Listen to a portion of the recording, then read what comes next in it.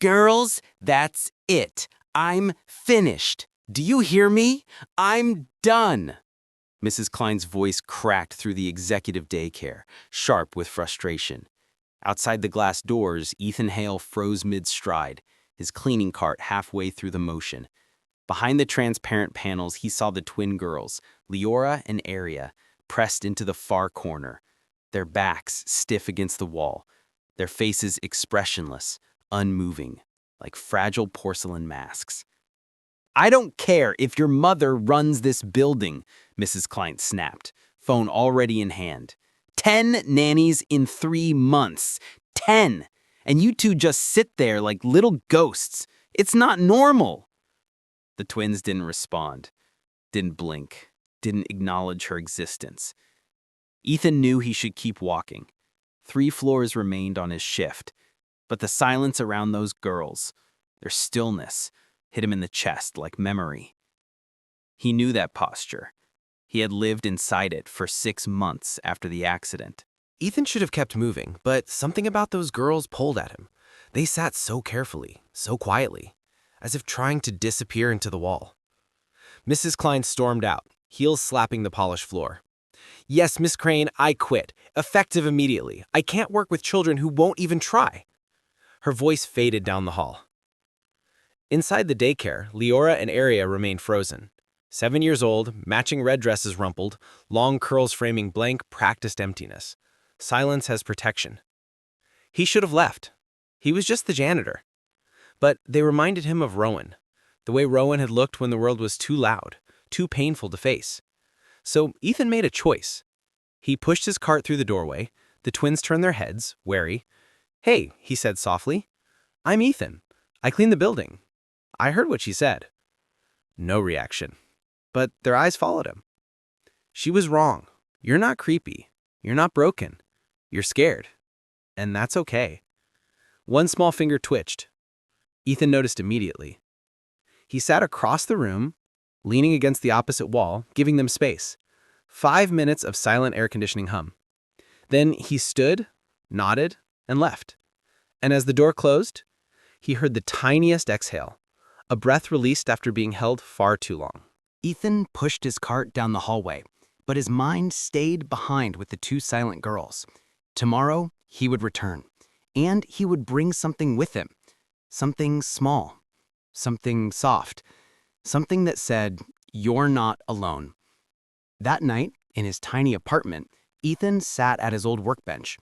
A warm lamp glowed over scattered shavings as he shaped a piece of maple wood. His carving knife moved with slow care, smoothing every edge, rounding every corner. A wooden shape emerged, a comfort object, a gift meant to tell a frightened child that the world could still be gentle. A gift like the one that had once helped his own son. Dad! Ethan looked up from the bench. Rowan stood in the doorway in dinosaur pajamas, rubbing his eyes. He signed, "Can't sleep?" Rowan shook his head and climbed onto the stool beside him, eyes fixed on the half-carved shape. "What are you making?" he signed. "A wooden fish, for 2 girls who need something to hold." "Like my fish?" Rowan signed. Ethan glanced at Rowan's wooden fish on the shelf, the first carving he'd ever made, the one Rowan had clung to after the accident. "Exactly like your fish," Ethan signed. They sat together in comfortable silence, the scrape of knife against wood filling the room. "Are they scared?" Rowan asked. "Yes," Ethan signed. "Like you were." Rowan nodded seriously. "You should give them the fish tomorrow. It helped me." "That's the plan," Ethan signed, and the 2 of them sat quietly, carving hope into wood. The next evening, Ethan returned with the wooden fish. Leora and Aria were in their corner, same spot, same posture. A new nanny looked bored across the room. "Maintenance request?" Ethan said, "Need to check the vent." She barely looked up. "Whatever." Ethan worked slowly, pretending to inspect the vent. After a few minutes, he climbed down and pulled the small wooden fish from his pocket. Smooth, safe, soft around every edge. He crouched a few feet from them and placed the wooden fish carefully on the floor. No talking, no pressure. He simply stood, gathered his tools, and left. Behind him, the faintest rustle.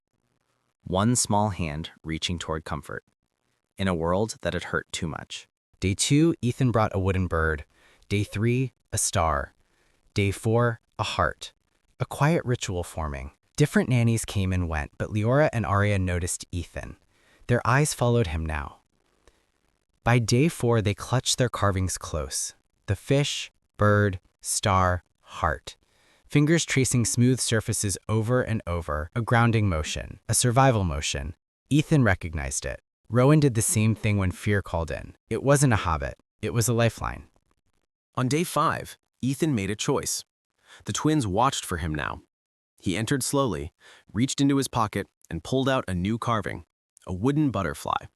He didn't place it on the floor this time. He knelt, held the butterfly in his palm, and signed, "For you." The twins stared at his hands with fierce attention. He signed again, "My name is Ethan. I won't hurt you. You don't have to talk." Leora's face flickered with surprise. Ethan set the butterfly down. Then he sat across the room, silent, steady. He didn't carve. He didn't pretend to work. He simply existed in their space with patience. Day 6. Ethan brought a wooden moon. He sat down and began to sign a story. A moon that watched over scared children. A moon that glowed for kids who couldn't speak. A moon that asked for nothing, just shone quietly so no one felt alone. Leora and Arya watched his hands like they were magic. When he finished, he placed the moon on the floor and left without a word. The silence he left behind wasn't empty. It was understood. Day 7. When Ethan walked in, he stopped cold. The twins had arranged all 6 carvings in a perfect circle right in front of them. A message, a response, a beginning. Ethan knelt and pulled out today's piece, a wooden owl. "This one is wise," he signed. "It sees everything but judges nothing." He placed the owl in the circle. Then, Leora lifted her trembling hands and signed, "Thank you." Emotion hit Ethan like a wave. He steadied himself. "You're welcome. What's your name?" he signed. Liora, Leora. Aria, Arya. He signed back. "Beautiful names. It's nice to meet you." Then he sat in his usual spot, quiet and present. Ethan returned the next day, unsure if the twins would sign again, but when he entered, he saw it immediately. Leora and Arya were watching the door, waiting for him. He sat in his usual spot, offering a small smile. The twins shifted closer, slowly, carefully. Not much, just a few inches, but it was movement toward him, not away. Ethan signed gently. "How are you today?" Leora signed back, hesitant. "Okay." Arya added, "Better, when you're here." Ethan swallowed the swell of emotion rising in his chest. He didn't rush them, didn't push. He simply signed, "I'm glad you feel safe." And for the rest of the evening, they shared the space together, 3 quiet souls sitting in soft silence, learning that connection doesn't always need words. The next week unfolded slowly, gently, like something fragile learning how to breathe. Every evening, Ethan visited. Every evening, Leora and Arya inched a little closer. They began signing small things. "Hi, thank you, we like the carvings, we feel safe." Sometimes they didn't sign words at all, just gestures, mimicking shapes in the air, watching Ethan's hands move like he was drawing invisible stories. Ethan never rushed, he never pushed. He sat with them, shared quiet space, and let trust grow the way trust always does. Slow, patient, steady. One evening, as he was leaving, Arya signed, "Will you come back tomorrow?" Ethan smiled and signed, "Always." And for the first time, both girls smiled back. After 2 full weeks, the twins began signing longer sentences. Leora signed, "We don't like nannies." Arya added, "They make us talk with our mouths." Ethan nodded gently. "You don't have to use your voice with me." The twins exhaled, another small release of tension. Leora signed slowly, carefully. "We stopped talking because words make grown-ups mad."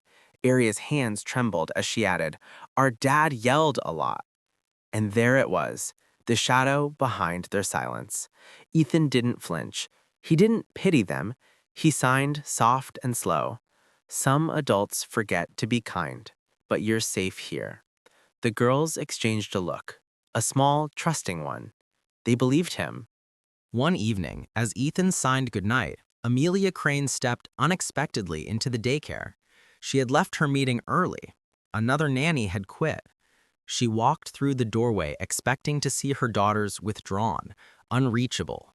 Instead, Leora and Arya were sitting with Ethan in the center of the room, their hands dancing through the air with bright, expressive movement. They were communicating, freely, joyfully. Amelia stopped in her tracks, breath catching. "Girls?" she whispered. Leora and Arya froze, but they didn't retreat. They stayed beside Ethan, hands gripping their wooden carvings. Ethan stood quickly, respectfully. "Miss Crane, I'm sorry, I didn't mean to." But Amelia wasn't looking at him. She was staring at her daughters. Her daughters who were signing. Her daughters were present. How did you do this?" she breathed. Ethan shook his head. "I didn't do anything special. I sat with them, I didn't make them talk. My son is deaf, we use sign language. They felt comfortable." Leora lifted her hands and signed to her mother. "He's nice. He doesn't make our mouths work." Arya held up the wooden fish. Amelia covered her mouth with trembling fingers. She signed back, clumsy but heartfelt. "I'm so glad." Both girls stared, shocked their mother knew how to sign at all. "Mr. Hale," Amelia said, voice unsteady, "please, would you keep spending time with them? You've done more in weeks than anyone could do in a year. I'll compensate." Ethan raised a hand gently. "No payment," he said softly. "If it helps them, I'll do it. But not for money." "Why?" Amelia asked quietly. Ethan looked toward the twins, then back at her. "Because everyone deserves someone who sees them, not their trauma, not their diagnosis, just them." Amelia's eyes shined with tears. "Thank you for seeing my daughters." From that day forward, Ethan visited every evening, not as maintenance, not as an employee, but as someone the twins trusted. Leora and Arya began signing stories, small ones at first, then longer. "We like butterflies. We don't like loud sounds. We used to hide in closets. Dad got mad if we forgot words." Ethan listened with his eyes, never interrupting, never correcting, never rushing them. He offered silent compassion, gentle presence, and the safety of being seen. And slowly, the daycare stopped feeling like a cage. It became a place where healing lived. The three children sat together on the daycare floor, signing stories to each other. Silent laughter, wide smiles, small hands moving fast and free. Ethan watched from across the room, heart full. The twins were alive in a way he hadn't seen before. Animated, engaged, safe. And that's when Amelia Crane walked in. She froze in the doorway. Her daughters, her silent, unreachable daughters, were smiling and signing and sharing stories with Ethan's son. She didn't speak. She didn't interrupt. She simply watched. Eyes filling with tears, she tried to blink away. Her daughters weren't lost. They were right here. They just needed someone who spoke their language. One evening, Ethan brought Rowan. He thought it might help to show the twins another child who spoke with his hands. When Rowan stepped inside, Leora and Arya's eyes widened. They stared at him with timid curiosity. Rowan waved shyly and signed, "Hi, I'm Rowan. I'm 7. The twins looked at each other. Then Leora signed carefully, "We're 7 too." Arya added, "Your dad is nice." Rowan grinned, "I know." He reached into his pocket and pulled out his own wooden fish. "He carved this for me. I hold it when I'm scared." The twins both lifted their wooden carvings in response. Something connected.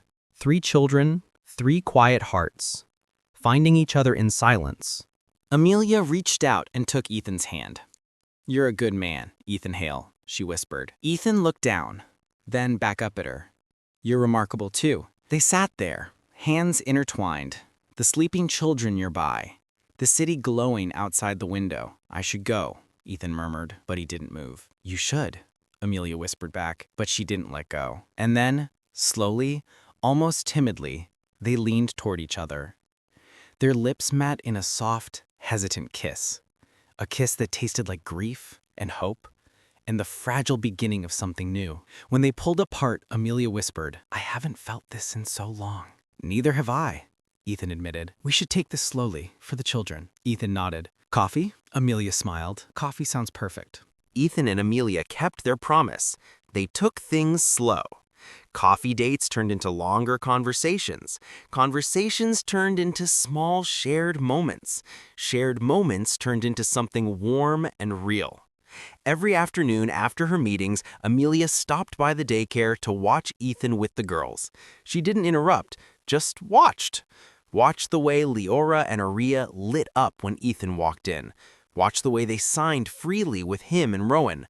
Watched the way Ethan's patience filled the room like soft music. One evening, as Leora traced the wooden owl with calm fingers, Amelia whispered, "They trust you." Ethan smiled quietly. "I trust them too." The second date was at a small cafe near the building. The third was lunch at a park where Rowan played while Leora and Aria tentatively explored the grass. Ethan and Amelia sat on a bench watching the children. "They're good for each other," Amelia said. "They are," Ethan agreed. It struck him then how natural it felt, how peaceful, how right. Leora and Aria showed Rowan how to stack rocks. Rowan showed them how to feel vibration through the ground when someone ran. 3 children communicating in the language of silence. 3 lives fitting together like puzzle pieces. Amelia leaned lightly against Ethan. He didn't move away. On their 4th date, Ethan suggested a children's art class. "Rowan loves painting," he said. "It's visual. He doesn't feel left out." Amelia smiled. Leora and Aria would adore it. So they all went. 5 people who were slowly becoming one little constellation. Rowan painted bold shapes. Leora made tiny geometric patterns. Aria painted a tall, wobbly tower reaching past the canvas. Ethan tried painting too. It was not good. "You're terrible at this," Amelia teased. "I'm a carver, not a painter," Ethan protested with a laugh. Their shoulders brushed. It didn't feel accidental. Weeks passed. Coffee dates turned into dinners, dinners turned into movie nights with the kids. Movie nights turned into art classes, park trips, bookstore visits. Ethan fit into Amelia's world without trying. She fit into his with ease. One night, Amelia sat on her couch, the children asleep in the next room. "I want this to be real," she whispered. "I want you in my life, permanently." Ethan's breath caught. "I want that too. I'm just worried about Rowan and his adjustment." Amelia shook her head gently. "Ethan, you were an incredible father. Rowan is thriving. He's happy. He has you. He has friends now. He has my girls." She took his hand. "You're enough." Ethan closed his eyes for a moment, letting that truth settle into places still healing. "Then let's do this," he whispered. Months passed like gentle waves. The children grew closer, the adults grew closer. They became a team, a unit, a family in everything but name. Then, one cold morning in the garden, as fog curled around the bushes, it happened. Aria whispered, "The tower needs one more stone." Everyone froze. Her voice was soft, small, rusty, but real. Leora stared wide-eyed. Then she whispered too. "I miss talking sometimes." Amelia burst into tears and gathered both girls into her arms. "You don't have to speak if you don't want to," she whispered. "But your voices are beautiful." Ethan signed softly to Rowan. They found their voices. Rowan signed back. They always had them. The words didn't return all at once. Some days the twins spoke. Most days they signed. Some days they mixed both. But each small word felt like sunlight breaking through clouds. They sang tiny melodies sometimes, soft, wandering notes that grew bolder with time. They asked questions. They told stories. They laughed out loud. Through it all, Ethan and Amelia watched with quiet awe, knowing healing wasn't forced, it was invited. And Ethan never pushed. He responded to their spoken words the same way he responded to their science, with patience, kindness, and unconditional acceptance. Family dinners became routine. Blanket forts took over the living room. 3 children fell asleep in tangled piles after long days of play. Ethan and Amelia started talking about the future. What would it look like, Amelia asked softly, if we truly combined our lives? Ethan thought about it. A home, a garden, a workshop for carving, a place where Rowan, Leora, and Aria could grow together. He looked at Amelia and said, "I think it would look like peace." Amelia's smile was small, trembling, full of love. "Then let's build that," she whispered. 12 months after the wooden fish, Ethan knew the time was right. He'd spent weeks carving something special. A family of 5 wooden figures, connected at the hands, smooth, warm, perfect. One early spring morning, he brought everyone to the garden. Leora arranged acorns, Aria built a small stone tower, Rowan signed excitedly about a bird overhead. Ethan's hands shook slightly as he knelt on the grass. The children held hand-painted signs. "Will you marry us?" Amelia gasped, hand flying to her mouth. "All of you?" she whispered. "All of us," Ethan said softly. "If you'll have us." Tears streamed down her face. "Yes," she whispered. "Yes, yes, yes." The children tackled them with laughter and love. Ethan placed the carved family figure into Amelia's hands. "For you," he whispered. "For us. Something to hold on to." Amelia held it against her heart, crying softly. "It's perfect," she whispered. "You're all perfect." And in that moment, surrounded by trees, sunlight, and 3 laughing children, their little patchwork family became whole. 6 months later, the wedding took place in the same garden. Leora and Arya wore matching flower crowns. Rowan stood proudly beside them. The children carried signs in both English and ASL. "Today we become a family." Ethan's vows were signed by Rowan, each movement small and careful. Amelia repeated hers out loud, voice steady and full of certainty. The twins spoke a simple vow together. "We promise to be brave." Together. When the rings were exchanged, all 3 children rushed forward, wrapping everyone in a tangle of joy and giggles. It wasn't a perfect ceremony, but it was real, and it was theirs. A family built not from perfection, but from love, patience, and gentleness. After the wedding, life didn't magically become perfect, but it became theirs. The new house was modest but full of warmth. A garden for the kids, a workshop for Ethan, a small piano for Leora and Arya, and corners filled with wooden carvings Rowan proudly displayed. The children adjusted beautifully. Leora started humming while she drew. Arya whispered small comments during story time. Rowan signed so quickly now that Ethan sometimes had to ask him to slow down. They played together in the garden, built towers from sticks and stones, and whispered secrets in a mixture of sign and soft speech. Some days the twins didn't talk at all. Some days Rowan needed quiet spaces. Some days Amelia had breakdowns from the weight she carried for years. But it didn't matter. This home didn't demand perfection, only honesty. One evening, all 3 children fell asleep on the couch, leaning against each other like puppies. Ethan stood with Amelia at the window, their arms around each other. "We built something beautiful," Amelia whispered.